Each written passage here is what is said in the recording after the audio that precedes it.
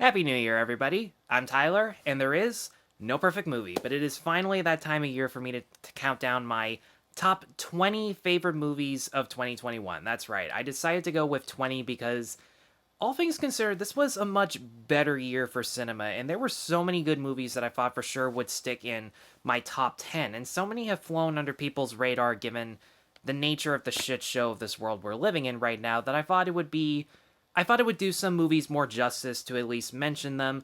And for that reason, I think I'm going to split this video into two parts so that I can talk about each film as detailed as possible. If for whatever reason I can keep it contained to one video, thank you guys so much for your patience. You absolutely deserve more than that. So without further ado, let's get started with number 20.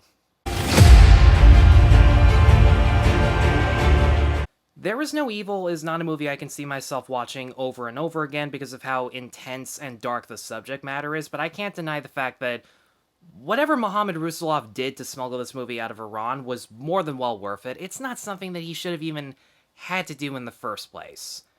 Really think about it. That should really say a lot about Iran at this moment in time, but There Is No Evil is one of the few anthologies that is absolutely consistent in tone, quality, and improved upon the filmmaking and characterization upon each new short. And I love how every main character, whether they're pro or anti-death penalty, they're all given this tough ultimatum to obey or disobey a direct order, and regardless of their decision, it could jeopardize not only their lives, but the lives of their loved ones. And whatever choice they make, they'll have to live with the repercussions forever. It's fucking disgusting that this is perfectly normal behavior in Iran.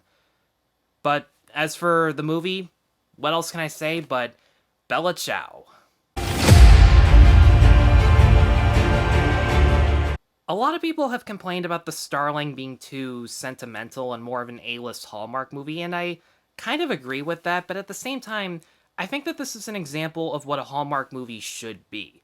Melissa McCarthy and Chris O'Dowd both have to play characters who are trying to go one day without crying, without expressing their grief of what it's like to lose a child. They have to be the only person in the room because they have isolated each other and themselves so much, which is an extremely difficult task for any actor to do. And the two of them were so spot on that I could not stop crying when I was in the theater. Melissa McCarthy, Chris O'Dowd, and Kevin Kline, as brief as he was as this vet slash psychologist who's roped into helping them in order to confront his own past failures, more than made up for the fact that the side characters were admittedly underutilized and pretty cliched at best.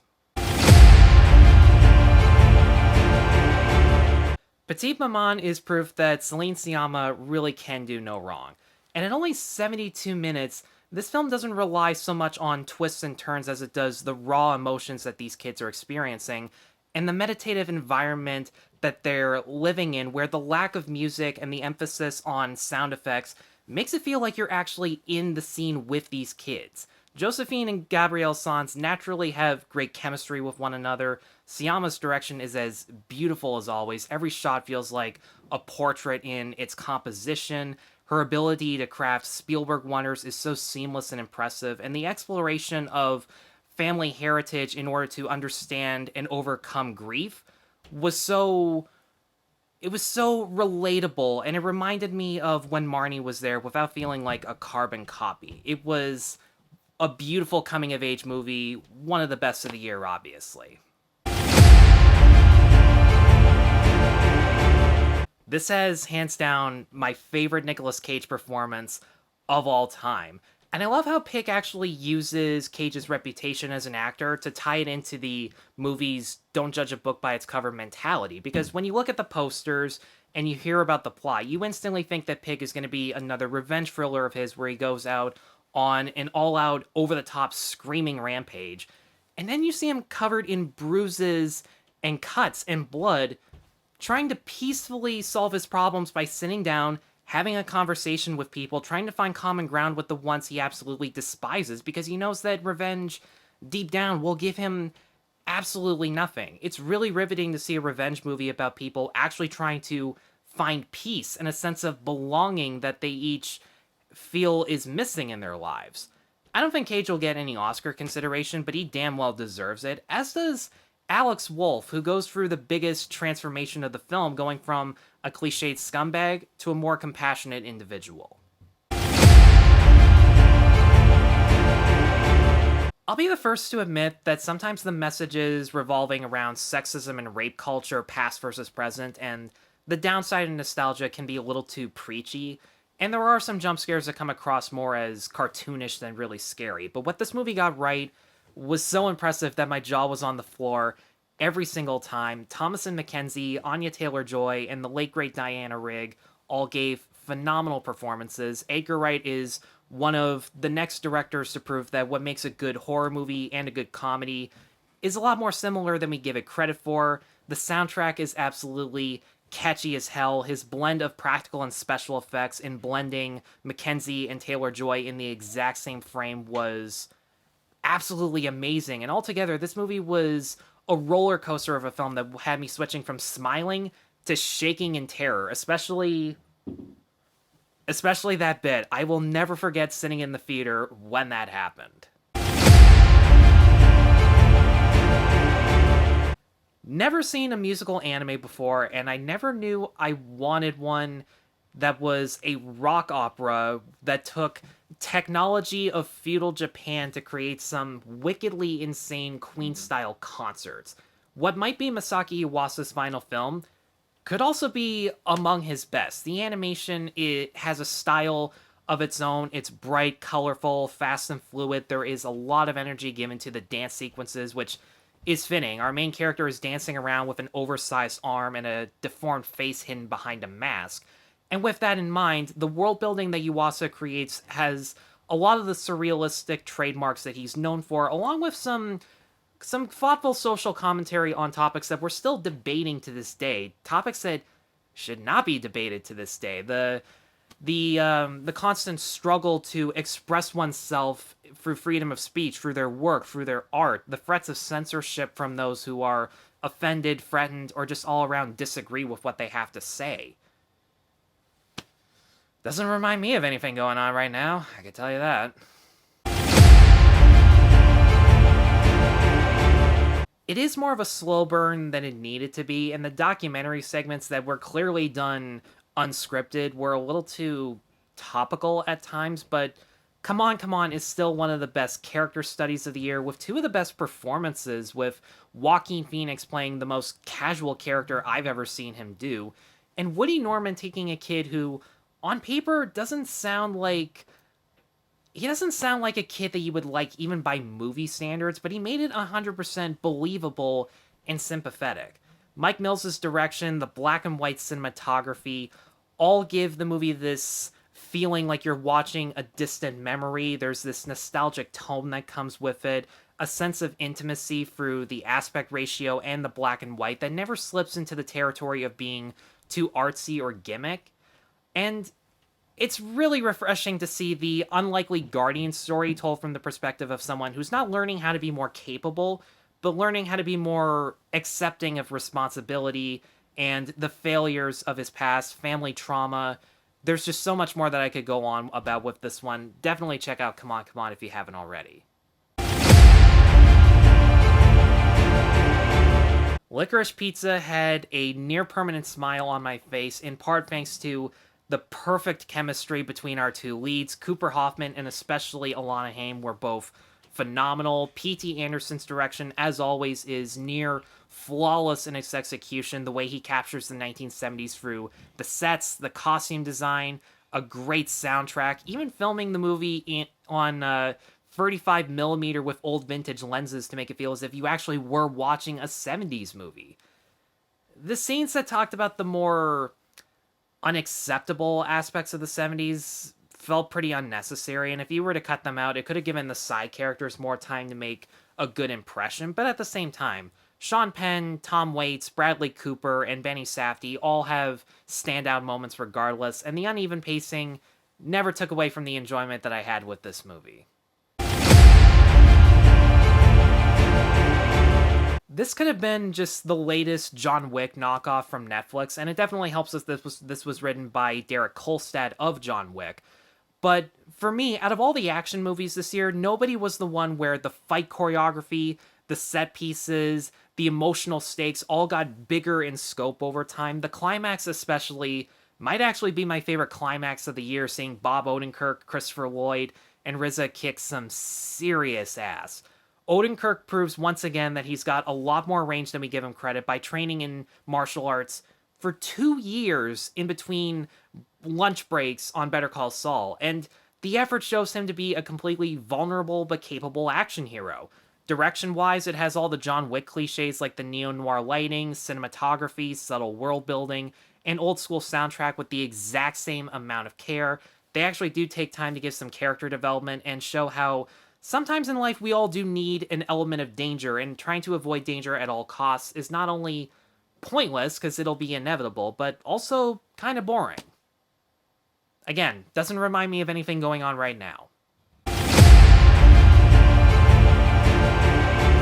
This is the rare prequel that is not only good, but one that fans of the original show and newcomers alike can equally enjoy thanks to the writing from Sopranos creator himself, David Chase.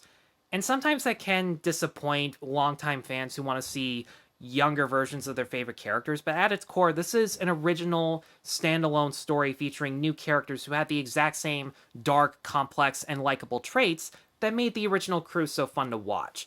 Alessandro Nivola, Michaela De Rossi, Leslie Odom Jr., and Ray Liotta all do tremendous work as the newcomers. Vera Farmiga and Corey Stoll were pitch perfect in their casting. Michael Gandolfini was not in it as much as we were led to believe, but he still does his dad proud by portraying a softer side of Tony that we haven't seen before. Alan Taylor as a director is... Sopranos episodes were his thing. Everything else, not really. So it's no shock that he was able to capture the old school gangster feeling on a larger canvas than he had ever done before, in movie-wise or on the show. And just like The Sopranos, it knows how to be topical without sacrificing the entertainment value to go along with it. Such a shame that there wasn't any gabagool in it, though.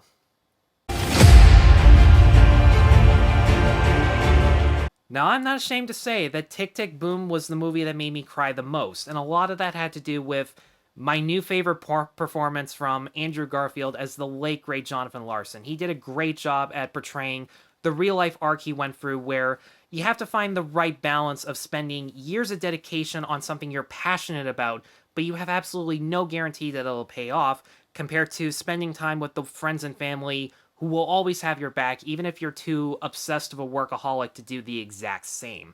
The songs, given that they're written by Larson, are so catchy and well-composed. Lin-Manuel Miranda actually proves himself to be a decent director by giving a fresh enough spin on a musical biopic while also doing a really good job at directing musical numbers. One would think he's been on Broadway, he knows how to do it, but the transition from theater to film is a lot more complex than it sounds, and I'll get to that with one of my next picks.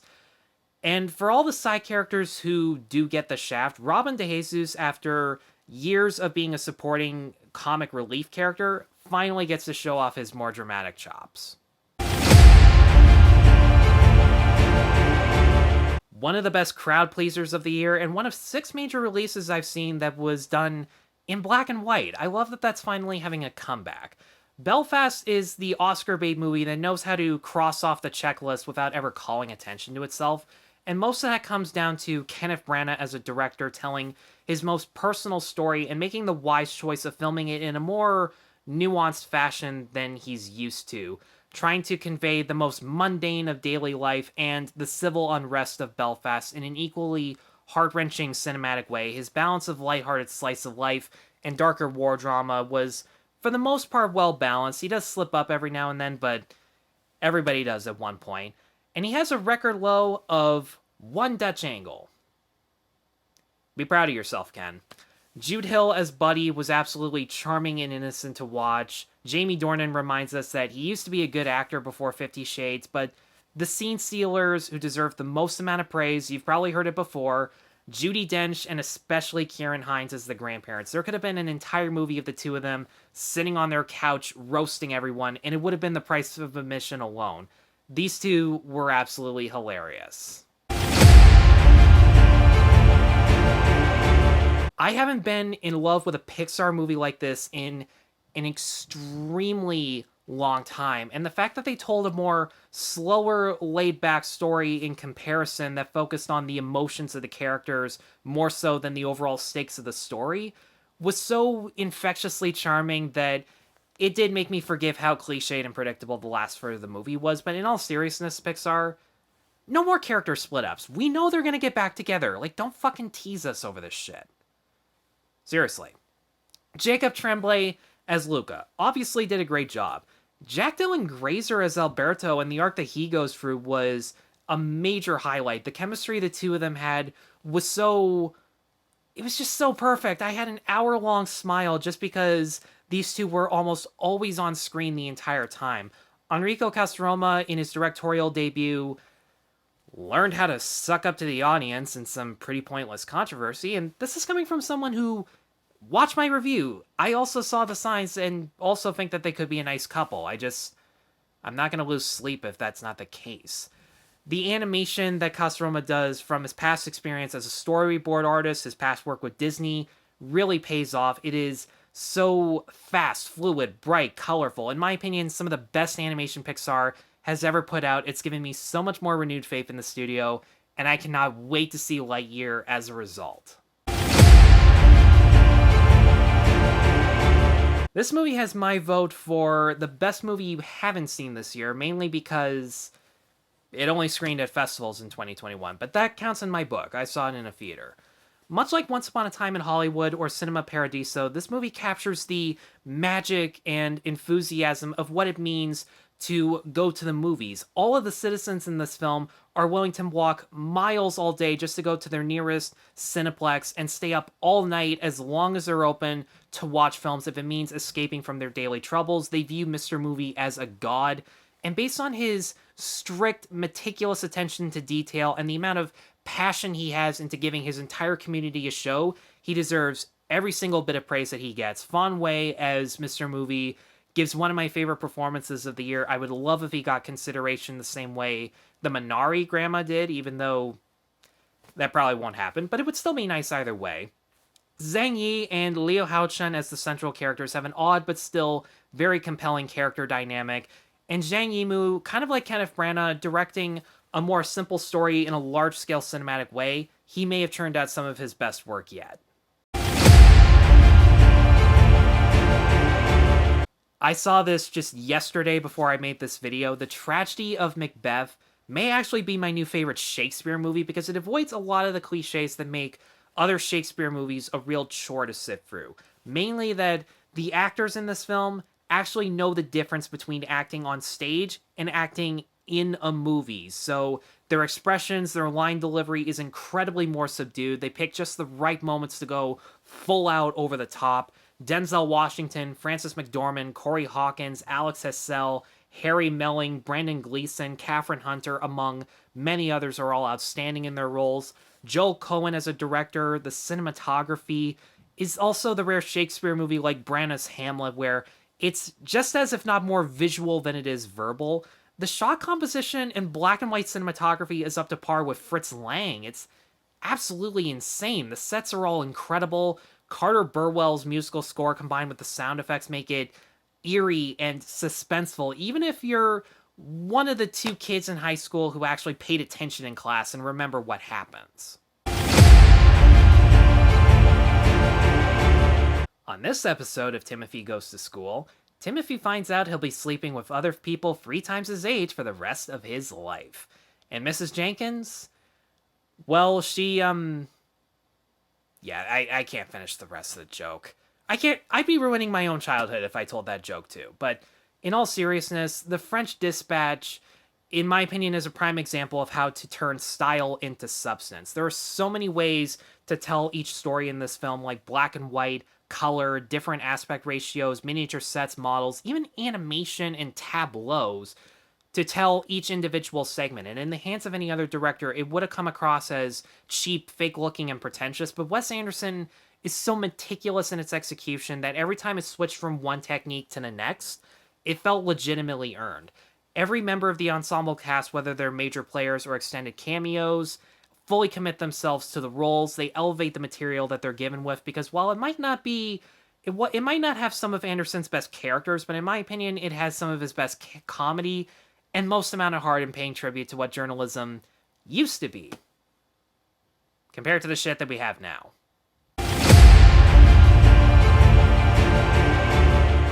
Yep, I thought this would be a lot higher on my list too, especially considering this is one of the few sequels that admittedly does recreate certain plot points and character dynamics from the original, but does so in a way that feels legit by having certain role reversals where the kids have to step up and take more responsibility in an adult position. And when they start to experience the exact same failures that their parents did in the original, there's a certain level of irony to it where there's a lot of time for them to grow and develop, but it's still suspenseful because you're not sure if they're going to be able to accomplish their new goals in time. Millie Simmons gives an even more powerful performance than she did in the first one, which is really saying something. Cillian Murphy was an excellent addition to the franchise along with Jaimin Unsu, as brief as he was in there. John Krasinski's direction feels a lot more polished, refined, large scale. The sound design is just as unsettling, if not more so than the original, still feeling like its own character within the story. The expanded world building and horror set pieces Krasinski comes up with were so ingenious. If there was a movie to see once theaters reopen, I'm glad that this was the one. The Green Knight is a movie that a dozen people can watch all at once and each have their own interpretation as to what really happened. There's the surface level story of Garwin learning to face his fears, gain his independence, and accept responsibility. My one buddy Josh believes that this is about a terminally ill man learning to accept his inevitable death at the hands of the night, which to him represents the plague. And I've once considered whether or not Garwin was a closeted gay man and beheading the night was a metaphor for repressing his sexuality. And of course, the environmental themes that are incredibly on the nose, but those are just to name a few possible theories. Even if it is surface level storytelling, through his direction, writing, and editing, David Lowery's blend of fantasy, comedy, drama, horror were all blended so seamlessly. Andrew Dawes Palermo's cinematography is Oscar worthy 100%. Dev Patel also would love to see him get nominated. This, in my opinion, is a career best performance of his. Ralph Ineson as the Knight was haunting as hell. It's weird to think that Steven Spielberg has never done a musical before. And in the first 10 minutes, you'd swear that he could probably do it in his sleep. And now he can safely say that he has done every genre there is. Spielberg knew exactly what made the original West Side Story good. The songs, the choreography, the camera work, the side characters, the darker approach of holding everyone, and I mean everyone's feet to the fire as being capable of experiencing and perpetuating hatred. But he also knew what needed improvements, like a darker tone, the actual romance between Tony and Maria, among a few other things. Ansel Elgort, Rachel Zegler, Mike Face, David Alvarez, Rita Moreno, Ariana DeBois were all Oscar-worthy in their roles. Even at their worst, they play characters with completely understandable motivations at best. Janice Kaminski's cinematography captures Justin Peck's pitch-perfect choreography in the best possible way. David Newman and Bruno Dudamel, again, not sure how to pronounce that, as the composers did Bernstein and Sondheim's songs so much justice that I haven't listened to any other movie soundtrack this year more than theirs. West Side Story is legitimately the best Spielberg movie since Saving Private Ryan.